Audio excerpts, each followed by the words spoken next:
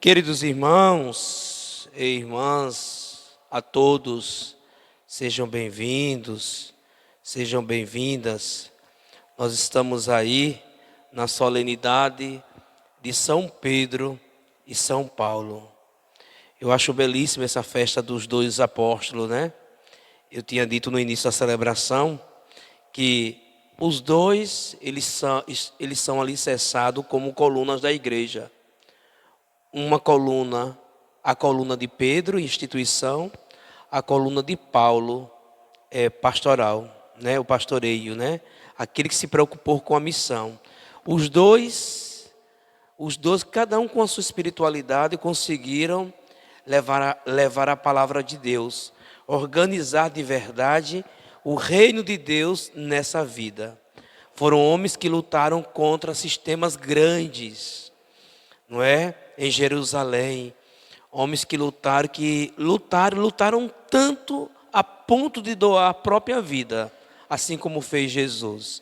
Esses dois sim, foram cristãos de verdade. Paulo, vocês viram aí na segunda leitura que Paulo, ele já vai se despedindo de todo o seu povo, por ter já completado aí a sua carreira, a sua missão. Pedro também, na primeira leitura de Pedro, no Atos dos Apóstolos, encontramos Pedro na prisão. Tanto Pedro como Paulo, os dois morrem ali em meados do ano 60. Jesus morre pelo ano 30, 33, e lá pelo ano 60, morre Pedro e Paulo. Pedro morre de cabeça para baixo, crucificado. Queriam crucificar ele normal, mas ele disse que eu sou indigno de morrer crucificado como morreu o meu Senhor. Se queres assim fazer, me crucifiquem de cabeça para baixo. E aí crucificaram Pedro de cabeça para baixo. Paulo, ele morre decapitado. Aquele primeiro ano, gente, depois da morte de Jesus, aquele primeiro ano, o século I e o século II também, foi um ano de muita perseguição, muita morte. Foi um tempo realmente dos verdadeiros cristãos lavarem as suas vestes com seus próprios sangue. Eram comidos por leões, eram degolados, eram queimados, eram apedrejados. Essas foram as torturas que os primeiros cristãos sofreram para segurar essa igreja de Jesus, para testemunhar de verdade que eu sou do Senhor. E nós hoje, a gente não aguenta ouvir um apelido chamado olha a maricota da igreja, olha a barata da igreja. Imagine se fôssemos perseguidos como foram perseguidos os primeiros cristãos. É preciso, meu irmão, é preciso, minha irmã, hoje na festa de Pedro e Paulo, você avaliar a sua vida de cristão, principalmente cristão católico. Porque é preciso hoje reacender em nós essa chama do testemunhar a palavra. É o que está faltando na vida de muitos cristãos, que se dizem ser cristãos. Ok? Então, Jesus, estando ali naquela região de Cesareia de Filipe, uma região impregnada de pagãos, é justamente ali que ele chama os seus apóstolos, aqueles homens escolhidos por ele, e começa a indagar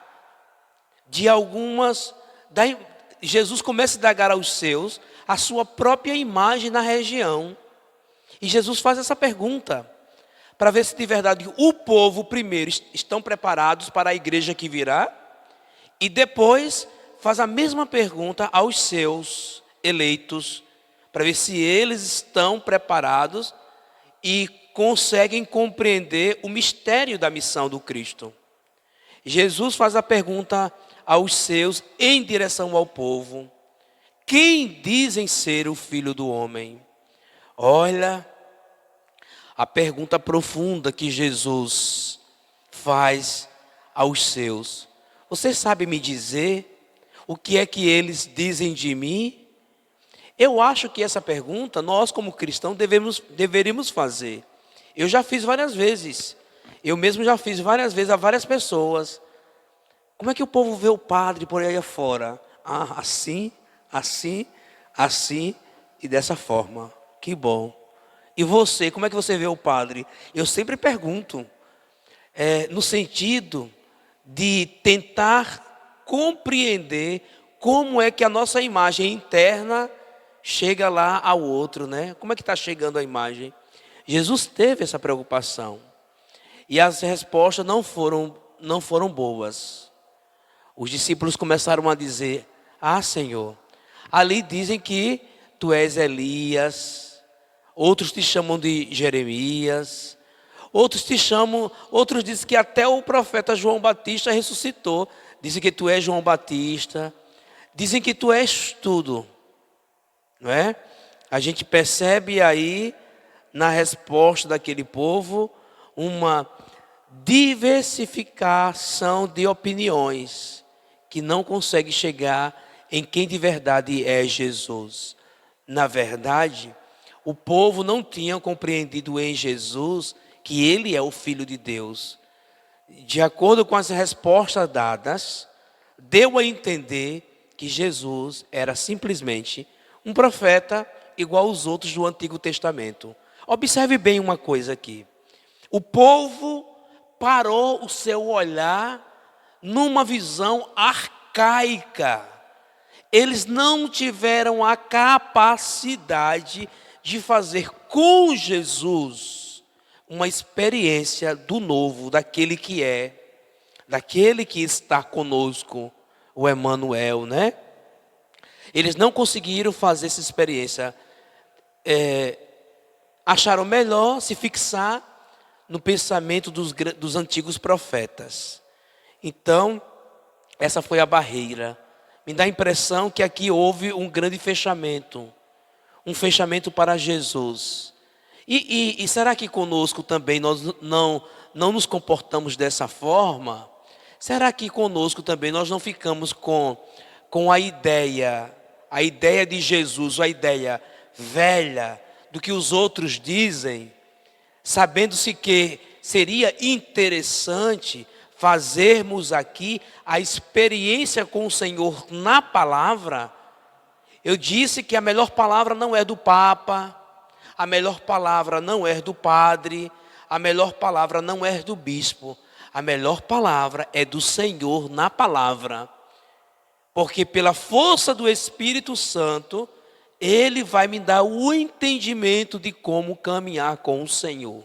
Falta-nos isso, meus amados irmãos. Quem dizem os homens ser o Filho do Homem? Não é? Quem é Jesus para vocês? Quem é Jesus para vocês? Essa foi a pergunta que Jesus fez aos apóstolos em relação ao povo, para Jesus sentir como era a experiência. E a mesma pergunta agora Jesus faz para os seus: e vós? E vocês que estão aqui comigo? Quem dizem vocês que eu sou? Quem sou eu para vocês? E naquele momento, reina um grande silêncio. Um grande silêncio reina sobre eles. Mas é Pedro. Pedro é quem toma a palavra e diz: tu és o Cristo, o Filho do Deus vivo. Na verdade, Pedro ali, ele professa um dos mais grandiosos atos de fé. Ele revela que o Cristo que está com ele ali é o Deus verdadeiro, é o Filho de Deus, é aquele que tudo pode no nosso meio. Mas ali começa um grande colóquio entre Jesus e Pedro, não é? Jesus diz: olha, Pedro, não foi nenhum homem que te revelou isso, mas meu Pai que está no céu foi quem revelou. Por isso, olhe que agora entramos em uma frase-chave da nossa reflexão. A comunidade, ela nasce no reconhecimento de quem é Jesus. Olha o que é que Jesus fala. Por isso, Pedro, por isso eu te darei a chave do reino dos céus. Tudo que tu ligares na terra será ligado no céu. Tudo que será desligado na terra será desligado no céu. E Jesus, naquele momento, confia a Pedro a igreja. Confia a Pedro a missão de evangelizar. Confia a Pedro esse desafio de fazer com que o nome de Jesus seja reconhecido. Então, olhe bem. Uma coisa é os outros saberem como é que eles compreendem Jesus. Outra coisa sou eu. Uma igreja de verdade, uma comunidade de verdade, ela nasce do reconhecimento de Jesus. Observe na primeira pergunta que eles entenderam que Jesus seria como que um outro profeta. E essa não é a ideia. Esse não é o pensamento que nós devemos ter. Jesus não foi um simples profeta. Pedro, ele quebra. Pedro, ele faz com que o novo surja nesse momento. Ele vai além de um profeta. Tu és o Cristo, tu és o Filho do Deus vivo. Fazer esse ato de fé que Pedro acaba de testemunhar é a missão de todo batizado. De todo batizado. Observe bem, quando Pedro faz essa profissão de fé, esse ato de fé, ele revela para nós quem é Jesus de verdade. Jesus é a imagem do Pai, é a imagem e semelhança do Pai. Não somos a imagem e semelhança de Deus, não. Nós não somos, não. Quem é o Filho? O Filho é a imagem e semelhança do Pai, e nós somos como que a imagem e semelhança do Pai por conta do Filho. Nós temos que ter a semelhança de Jesus, não é Jesus ter a nossa semelhança, não. Está errado esse pensamento. Esse pensamento está errado. Não é o Pai que tem que ter a minha imagem, mas eu tenho que me esforçar a ter a imagem e a semelhança do Pai. Nesse ato e nesta profissão de fé de Pedro, Pedro nos faz entender justamente isso. Ele reconhece em Cristo o próprio Deus. Crer que Jesus é Filho de Deus é crer que Ele é o próprio Deus. Por isso, meus amados irmãos, naquele momento que Jesus pede em Mateus capítulo 16, 18, Pedro constrói a minha igreja. Pedro edifica a minha igreja. Petros edificare ecclesia mia. Essa ordem de Jesus para Pedro naquele momento era uma ordem de que ele precisaria ser agora um líder. Um líder para ajudar a igreja de Jesus. E o papel do líder na missão, Pedro como pedra fundamental, porque Jesus sabia que ele ia embora e precisava de um amigo, precisava de um líder, precisava de alguém que desse continuidade à missão. E Pedro é escolhido pelo próprio Jesus a ser um depósito fider. Sabe o que quer dizer isso? Depósito fider, guardião da fé. Mas para isso Pedro precisou entregar a vida. A vida. Ele ganhou uma missão sublime, mas que lhe custou a vida. Sendo ele um guardião da fé, onde agora ele sendo pedra fundamental, o escolhido para organizar, como disse Jesus, Petros edificare ecclesia minha, edifica, constrói a minha igreja. A igreja que Jesus queria era primeiro humana. Aqui é o papel do líder. Primeiro, ser o propagador da esperança. Segundo, ser aquele que age com justiça. E terceiro, ser o maior propagador da libertação. Esses 3 pontos são pontos cruciais que devem ser exercidos no governo de qualquer líder, seja religioso, seja civil, qualquer um. Um homem que lidera e não é um homem de esperança, não é um homem da justiça, não é um homem da libertação, ele não tem pacto com Deus, não tem pacto com a vida.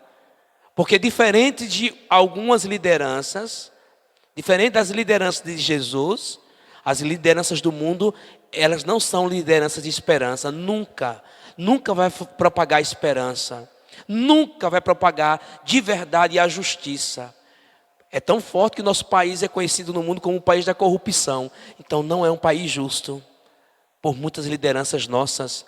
E por último, será que o nosso país é um país que gera e propaga libertação? Digo que não. Cada um que quer fazer dos seus, os empregados, seus escravos, para lhe servir. E Jesus é contrário a esse tipo de liderança. Então Jesus, quando nomeia Pedro, Pedro tem consciência que a sua missão é esta. Pois bem, a comunidade, ela nasce num reconhecimento em Jesus.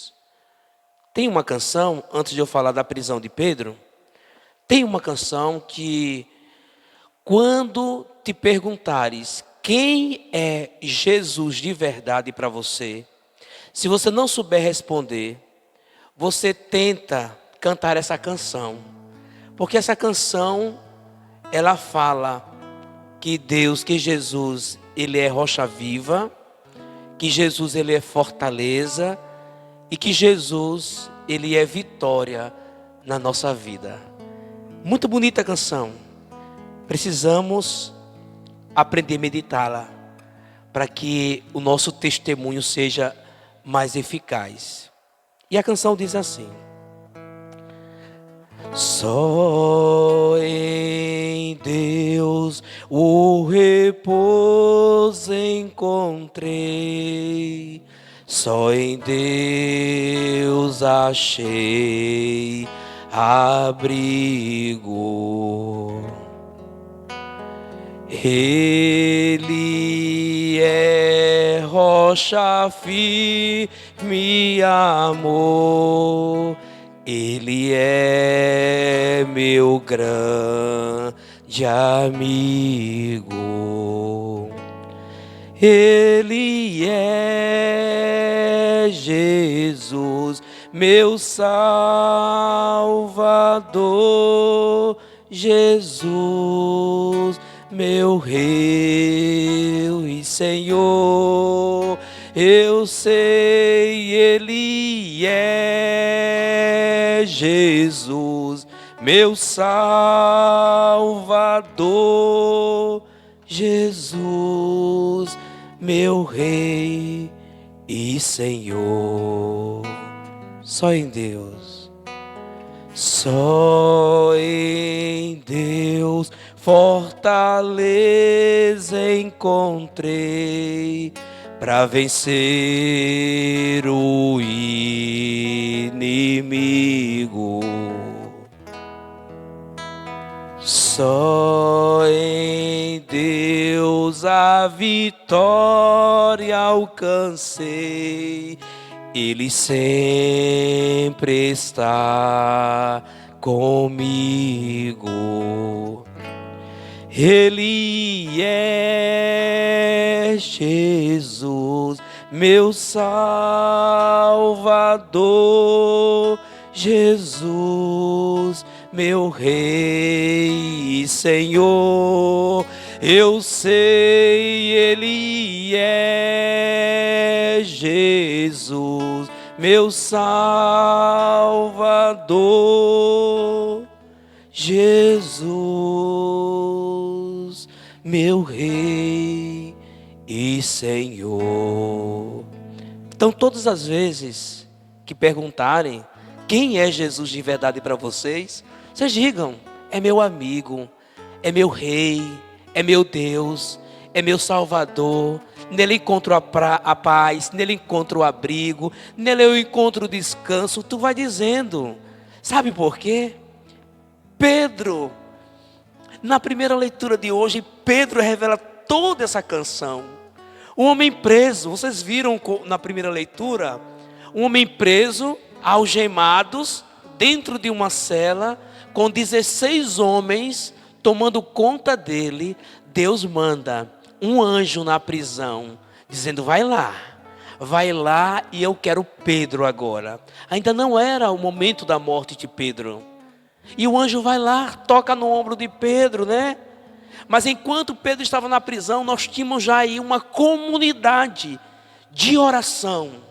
Meu irmão, diante da guerra, diante de tantas dificuldades, você só vence se de verdade você está em oração. Em oração. A oração é a melhor e a maior arma contra Satanás. Contra todo e qualquer Satanás. Enquanto Pedro estava na prisão, sua comunidade orante, lá estava o anjo do Senhor. Acorda, Pedro. O anjo toca no ombro de Pedro. E ele toma um susto, pensando ser um sonho tudo aquilo. Ele veste o manto, ele cinge, né, sua cintura. E o anjo diz: me acompanha, Pedro. Me acompanha, Pedro. E Pedro passa. As algemas caem. A cela se torna aberta. Os guardas estão meio que anestesiados. Não sei porquê, não sei como. E Pedro passa para cumprir ainda a missão que o Senhor o designou. Só em Deus eu encontro o repouso, eu encontro o abrigo. Por isso, meus amados irmãos, nesse tempo de pandemia, eu quero deixar duas perguntas para que a gente faça uma reflexão durante a semana. Nós que afirmamos ser cristãos de verdade, como é que nós estamos vivendo em casa e testemunhando esse Jesus para essa sociedade ingrata nesse tempo de pandemia? Como é que nós estamos testemunhando e vivenciando a nossa fé em Jesus? Como é que você está vivenciando? Não me diga que você está perdendo a fé, porque a sua fé não pode estar na igreja, não é na igreja. Isso aqui passa um vento, minha gente, acaba com isso, pronto. E a tua fé foi embora? Foi? Não. Sua fé tem que estar em Jesus. Tem que estar naquele que tudo pode em nossas vidas. Depois, nós estamos de verdade continuando com o projeto de Deus, assim como fizeram os santos, os mártires e Pedro e Paulo. Você está continuando com o projeto de Deus porque você se diz ser batizado, batizada. E Deus quer que você seja um mensageiro. Quer que você, se você de verdade reconhece Jesus, se reconhece de verdade Jesus, você não tem medo da vida e você segue a caminhada. Mas se não reconhece como Jesus sendo o seu Senhor e o seu Salvador, de verdade, nada você vai fazer por esta igreja, porque você não conheceu e não reconheceu ainda o poder desse Deus em nossa vida.